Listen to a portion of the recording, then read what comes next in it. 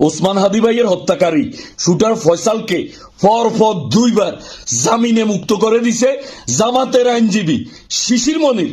এখন হাদি ভাইয়ের মৃত্যুর পরে সবচাইতে বেশি মায়া কান্না দেখাইতেছে জামাত শিবিরের লোকজন।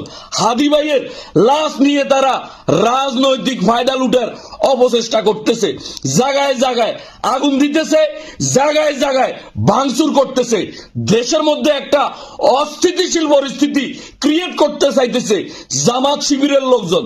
জামাত শিবিরের অনলাইন মাফিয়ারা উস্কানি দিতেছে। কি একটা অবস্থা! একদিকে জামাত শিবিরের আইনজীবী শুটার ফয়সালকে জামিনে মুক্ত করে হাদি ভাইদের মতো লোকদেরকে হত্যা করার সুযোগ করে দিবে, মৃত্যুর পরে আবার মায়া কান্না দেখাবে লাশ নিয়ে। তারা এখন রাজনীতি শুরু করে দিছে।